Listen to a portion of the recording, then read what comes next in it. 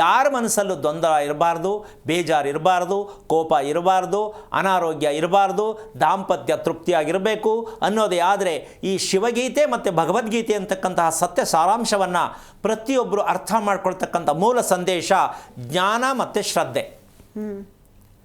ಶ್ರೀ ಮಹಾವಿಷ್ಣುವಿನ ಪೂರಕವಾಗಿರ್ತಕ್ಕಂತಹ ಜ್ಞಾನವು, ಪರಮೇಶ್ವರನಾಗಿರ್ತಕ್ಕಂತಹ ಶ್ರದ್ಧಾಪೂರ್ವಕವಾಗಿರ್ತಕ್ಕ ಪ್ರಕೃತಿದಾಯಕವಾಗಿರ್ತಕ್ಕಂತಹ ಈ ಎರಡೂ ಕೂಡ ನಾವು ಒಂದನ್ನು ಮಾಡ್ತಕ್ಕಂಥದ್ದನ್ನು ಯಾವಾಗ ನಾವು ಕಲಿತೀವಿ, ಶಿವ ಮತ್ತು ವಿಷ್ಣುವನ್ನು ಅವನಿಲ್ಲದೆ ಇವನಿಲ್ಲ, ರಾಮನಿಲ್ಲದೆ ಸೀತೆ ಇಲ್ಲ ಅಂತ ಹೇಳ್ತಕ್ಕಂಥ ವಿಚಾರಕ್ಕೆ ನಾವು ಏನು ಹೇಳ್ತೀವೋ ಹಾಗೆ ಶಿವನಿಲ್ಲದೆ ವಿಷ್ಣು ಇಲ್ಲ, ವಿಷ್ಣು ಇಲ್ಲದೆ ಶಿವನಿಲ್ಲ ಅನ್ನುವಂಥ ಸಿದ್ಧಾಂತವನ್ನು ನಾವು ತೋರಿಸೋದು ಜ್ಞಾನದಿಂದ ಮಾತ್ರನೇ ಹೊರತು ಯಾರೋ ಹೇಳಿದ್ರು, ಹಿಂಬಾಲಕರು ನಮ್ಮವ್ರು ಹೇಳ್ಕೊಟ್ರು, ಹಳಬರು ಹೇಳ್ಕೊಟ್ರು, ಇದನ್ನು ಯಾವ ಕಾರಣಕ್ಕೂ ಅವ್ರು ಹೇಳ್ಬಿಟ್ಟು ಹೋದ್ರು ನಮಗೇನೂ ಸಿಕ್ಕಿಲ್ಲ, ನಾವು ತಿಳ್ಕೊಂಡಿದ್ದೀವಿ ನಮಗೇನೂ ಸಿಕ್ಕಿಲ್ಲ, ನಮಗೇನೋ ಬೇಕು ಅಂತ ಇದ್ದೀವಿ ನಮಗೇನೂ ಸಿಕ್ಕಿಲ್ಲ ಅಂದ ಮೇಲೆ ನೀವು ಯಾವುದನ್ನು ಆರಾಧನೆ ಮಾಡಬೇಕು ಅಂತಕ್ಕಂಥದ್ದು ಇದಕ್ಕೆ ಮೀರಿ ಪ್ರಪಂಚದಲ್ಲಿ ಯಾವುದೇ ಯಜ್ಞ, ಯಾಗ, ಹೋಮ, ಜಪ, ತಪ ಯಾವುದೂ ಇಲ್ಲ.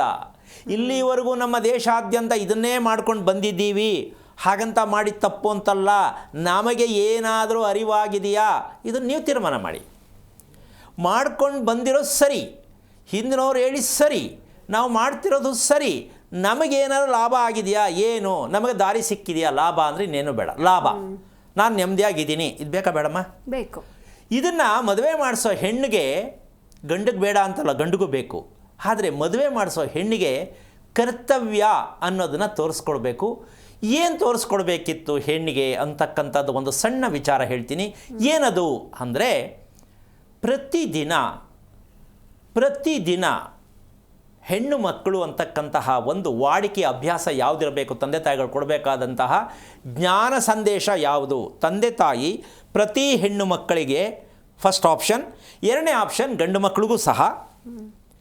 ಆದರೆ ಹೆಣ್ಣು ಮಕ್ಕಳಿಗೆ ಏನು ಕರ್ತವ್ಯ ಪಾಲನೆಯನ್ನು ಹೇಳ್ಕೊಡ್ಬೇಕು ತಂದೆ ತಾಯಿಗಳು. ನಂಬರ್ 1, ಮದುವೆ ಮಾಡ್ಕೊಳ್ತಕ್ಕಂಥ ಹೆಣ್ಣು ಮಕ್ಕಳು ನಾನು ಯಾವ ರೀತಿ ಕರ್ತವ್ಯ ಪಾಲನೆ ಮಾಡಬೇಕು, ನಾನು ಜ್ಞಾನವಂತೆ ಆಗಬೇಕು ಅಂತಕ್ಕಂಥ ಪ್ರಯತ್ನವನ್ನು ಮಾಡೋದೇ ಆದರೆ ಮಾಡಬೇಕಾದಂತಹ ಮೊದಲನೆಯ ಪ್ರಥಮವಾದ ಕೆಲಸ, ಪ್ರತಿದಿನ ಸ್ನಾನವಾದ ನಂತರ ಶ್ರೀಗಂಧ, ಅರಿಶಿಣ, ಕುಂಕುಮ ಲೇಪನದಿಂದ ದೇಹವನ್ನು ಯಾರು ಶೃಂಗಾರ ಮಾಡಿಕೊಂಡಿರ್ತಾರೋ ಅವರು ಸಾಕ್ಷಾತ್ ಮಹಾಲಕ್ಷ್ಮಿ ಸ್ವರೂಪವಾಗಿರ್ತಕ್ಕಂಥ ಜ್ಞಾನ ಸಂಬೋಧನೆ ಆಗ್ತಾಳೆ ಆ ಹೆಣ್ಣು.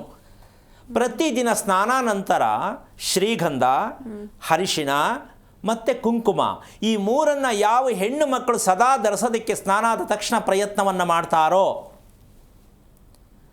ಯಾರು ನೋಡ್ಕೊಳ್ಳಿ, ಮನೆಯಲ್ಲಿ ಅರಿಶಿಣ ಹಚ್ಕೊಂಡು ಬೇಡ ಸ್ನಾನ ಮಾಡ್ತಕ್ಕಂಥ ಹೆಣ್ಣು ಮಕ್ಕಳಿಗೆ ಯಾವ ತಂದೆ ತಾಯಿ ಹೇಳ್ಕೊಟ್ಟಿದ್ದಾರಾ ಅಂತ ಹೇಳೋಕ್ಕಾಗಲ್ಲ, ಇರ್ಬೋದೇನೋ ಸ್ವಲ್ಪ ಜನ.